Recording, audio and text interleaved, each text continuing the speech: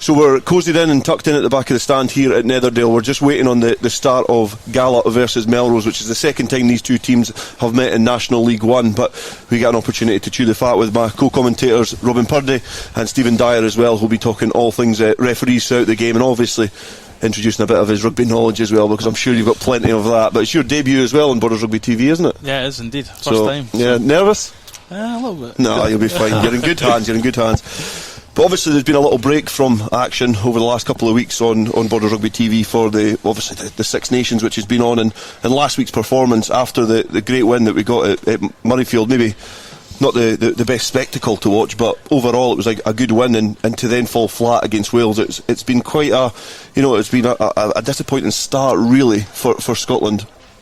It has, Dale. Now, as you say, it started so brightly with the win against England. It's almost been sort of quintessentially Scottish. Our hopes were up. It was a good win at Murrayfield against fancied opposition, but I think there needs to be a wee bit of realism as well. Some of the people I was speaking to were thinking that Scotland were off down to Cardiff to run up a cricket score, and that was never going to be the case. And in the Principality against a Wales team who were really hurting after being dismantled, let's call it that, against Ireland, and I think it was always going to be tight, and Scotland started really brightly and hopes were up, and then I don't know what happened. Wales had their dander up of that, there is no doubt, but you're absolutely right, it's a disappointing result, and we probably now find ourselves fighting for 4th, 5th with Wales, and we'd like to think we get the better of Italy, but we're not going to win the Six Nations now, I don't think.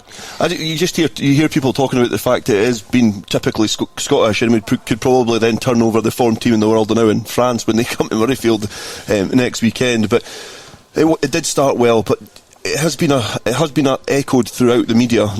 Matt Williams, for some reason, he's got an opinion. He's probably, but he's obviously saying, like, really, really stabbing into Scotland, saying that they've not won anything. They're all kind of talk. And as a nation, though, we have improved so much over the fact that we've went down to Cardiff as favourites. It says a lot about Scotland's progress, and obviously, Stephen, you can come in on this as well. But it does say a lot about Scotland's progress. But Wales almost done to Scotland what we've been doing to teams for the last few decades. As professionalisms came into the game, we've almost been dragged into a dogfight that we didn't want to be part of. Yeah, absolutely. Like I say, Scotland were always going to find it difficult, no matter what team Wales are out down there. And that's it. We've progressed, and we need to be mindful of that. We've progressed massively in the last 2 or 3 years. First under Vern Cotter, and obviously Gregor Townsend has taken that on, and we've got world class operators now. Finn Russell's a world class operator, Hamish Watson's a world class operator, Stuart Hogg's undoubtedly a world class operator. It just now is maybe that wee bit more consistency, but as we progress, we need to be mindful of the fact that the other nations progress as well. Look at Ireland at the moment, albeit they lost in France. Look at France, England, they're always going to be powerful, and Wales are Wales, so we need to be mindful of the fact that we're never going to turn up places even at Murrayfield and run up cricket scores. Yeah, and I think the big thing that you said there was progress, and on an international level we've obviously got the progress in the refereeing side of things as well, something which you've obviously probably got more of an understanding on than us two here. But Mike Adamson doing a lot on getting some Six Nations games. We've got Holly Davidson as well, who's really becoming one of the leading female referees in the world at the moment, and it's so good that Scotland have now got that that exposure, and they've got these people that are in positions where they're getting some good international games. Absolutely. I think one of the things that we've seen for a good number of years now is that Scotland was non-existent in terms of the officiating level after Jim Fleming and everybody that were originally there, and the likes of your local Borders guys, Ian Hurd up in the PCR stuff, Heineken Cup. Now that we're coming into it, we've seen Mikey doing a lot more games, and now he's got 2 international test games. He's had France, Italy last week, was it a couple of weeks ago? And then he's got a big game ahead of him, England-Wales next weekend, which that'll be a very tough game, I would imagine, actually, for him, but I'm sure Mike will be up to a good challenge for it. Holly, under-20s game, I think France, was it France-Italy? I think Holly had, perhaps, or one of the games anyway that Holly done. And again, it's great to see Holly up there and doing these sorts of games and then involved in the Sevens circuit. More locally, we've got Ross Maben on the go as well. Ross is now I think he's coming up for his third appointment within the European Challenge Cup as an assistant referee, which is great to see. Ross is a young referee from Langham. He's been with the Borders Rugby referee for a good number of years now, and he's probably on the up to looking to progress to the likes of where Mikey Adamson and Hawley and Ben Blaine and Sam Grove-White and all these other guys are. So it's absolutely incredible to see some of the local people more specifically get up to that level as well. Yeah, and in that conversation, I know I'm almost going to highlight it, so I'm kind of going against the grain of what I'm trying to say, but in the same breath, we've never ever said anything about the fact that it's a male and a female referee doing international things. Like, the rugby is a bit ahead of the curve, I think, with things like that, and I wouldn't be surprised in the next few years if somebody of Hawley's ilk is standing in a test match in a big test environment, officiating one of these big games in the men's game. Absolutely. I think that's one of the things that World Rugby need to now look at, is how they can transition female referees into the men's game. You don't tend to see that as much as often. When you look at, they've made some groundbreaking marks in terms of Premiership rugby. Zara Cox going out there refereeing Premiership rugby down in England. I think all 3 games last weekend were done for the under-20s by female officials. And the quality of officiating was, you couldn't have complained at any of the results. Nothing was made in terms of, from a referee perspective, nothing was caused by any poor decisions and stuff like that. They all had quality games, but like you said, I think there's got to be a point in turn where you start to see the diversity within the game feeding in, and there shouldn't be any reason to stop Paulie Davidson getting a men's international anytime soon. Yeah, totally. And Robin, it's something that you've said time and time again, that you've been really impressed with the level of officiating nowadays, not just at our level, not just at the level that we cover at the moment, but throughout the ladders of rugby. You've been really impressed with the quality of it. Oh yeah, as I was saying earlier there, I've seen an awful lot of rugby matches this season, and I can't remember leaving a game and thinking, oh my, what, the refs are a wee bit of a nightmare today, or a bit of a shocker. We're fortunate in the commentary box that we have the benefit of ref mic, and we can hear the chat between the players and the ref, and there seems to be a great there's a great deal of respect there. The referees are communicating brilliantly, in my opinion, with the players. The players are communicating well with the referee, and that just makes for a better spectacle. But I'll have to be massively complimentary of all the referees that I've seen this season. I think the big game was Melrose's last win in the Border League against Selkirk, where they really hammered them, to be fair. But Graham Ormiston, the way that he controlled that game was something that, and I remember playing, and Graham was coming through the system then, and he was quite an inexperienced referee, and he was always a good referee, but I think his level of communication now is second to none. I think it's almost some of the best officiating that I've seen at an amateur level, and he's one of those guys that when you could hear him over the ref mic, everything, health and safety and the well-being of players, the management of the game, the flow, even had a little bit of crack with the ball boys, so he's got a little bit of everything. But that's exactly what you need, and rugby has got that ability to be able to teach a bit of respect to people as well, being able to control your head, and when you can get aggressive and when you can be polite to people and bring it down a notch, and Graham seemed to manage that really well against Selkirk. Absolutely. Graham Ormiston for me, and I've got a lot of friends and other referees that might not be happy with me saying this, but he's probably the best referee in Scotland. So Graham's paid you the most. Yeah, he has, unfortunately. He's probably going to buy me a pint when he comes back for his game later on, but Graham for me, out with the likes of your Holly and your Sam and Mike and everybody, Graham's probably the best referee in Scotland at the moment. In terms of his cool collectiveness that he walks onto that pitch, he's there to referee a game of rugby, he's not into politics, and not saying that other referees are like that, but he's there to referee what's in front of him, and he makes that game an enjoyable game, and I think that's what's important about the referee. Doesn't want to be the talking point at the end of the game, and he's there to referee a game for people to enjoy it, for people to develop, and like you said, health and safety and all these different things. A referee's role isn't just interpreting the laws and refereeing the laws of rugby. You've got a whole day aspect that you've got to look at in terms of health and safety, making sure the game's enjoyable, and making sure it's safe as well, and things like that. So yeah, you're a vital part of it, aren't you? Yep. So going from that was obviously the Border League game we were on about between Melrose and Selkirk, which is a really tight pool because it's we've got Selkirk versus Kelso coming up imminently in a week or so's time, and that's going to be the kind of the crunch game in that pool. In the other pool, it's a little bit different. Gala had an opening win against Peebles in the Border League, who have now pulled out. It's a pool system. You've now got 3 teams in one pool, 3 teams in the other, because we've got Gala, Hoyk and Jed.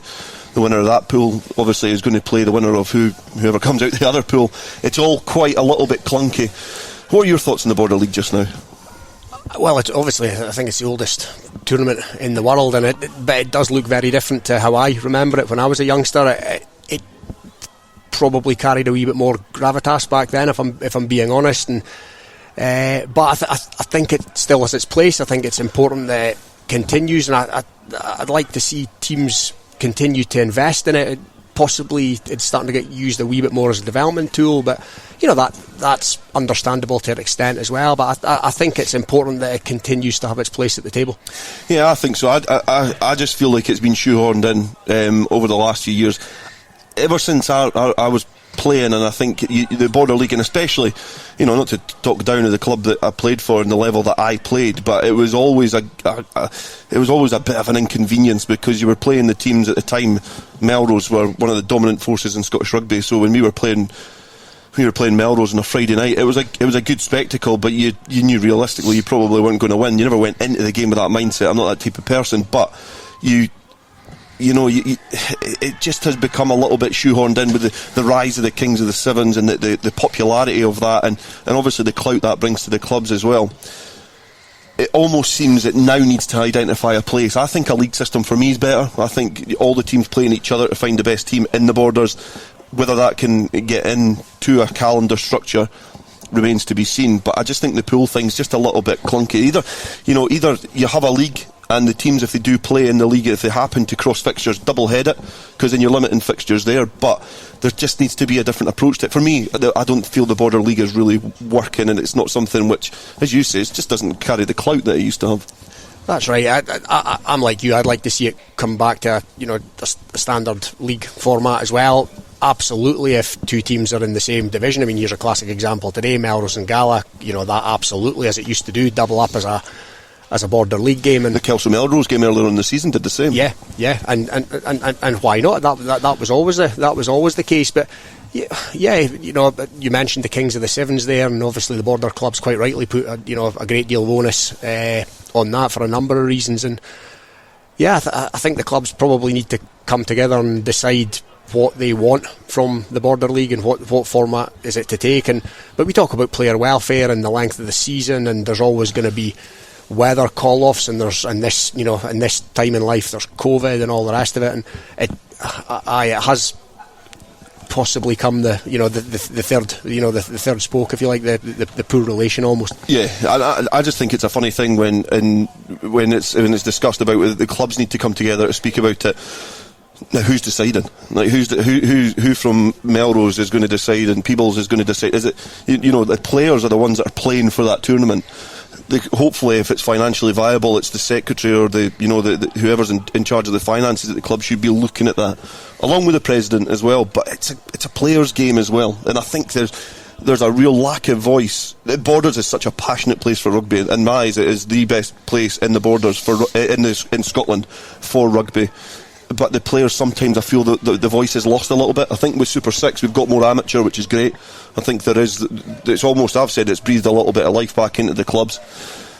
But the players, I think, need to have a little bit more of a voice in terms of how they want to play it and what they think of it. Because who's asked them? Who's asked them what they think of the Border League? Because you have washed up has-beens that never really done anything. I've got their opinion on on the platforms that we have, but I don't know what you think about the Border League, because obviously you're part of organising referees and making sure that you've got the coverage. It must be a headache for you as well. It is indeed. I mean, we talk about like say Gala, for instance. I think Jed Gala at the moment is still an ongoing dispute of when that's going to get played, because Gala's National 1 season now runs into near enough the Sevens time, from when that starts. I echo your comments around the league, and I think especially around the players having a voice.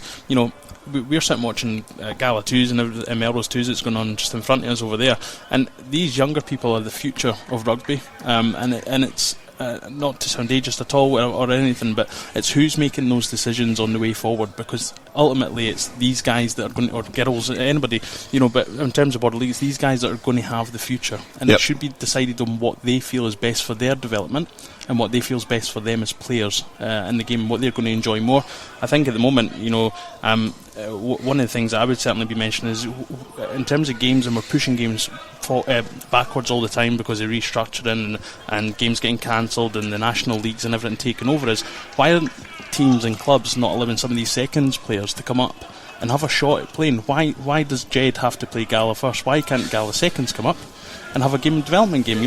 The Gala seconds guys, they need to develop as well, and it's all about game time. It's all about them enjoying themselves. There's absolutely nothing wrong with Gala 2s going out there and even speaking to Jed and getting a combined team and playing them. Yeah, game done.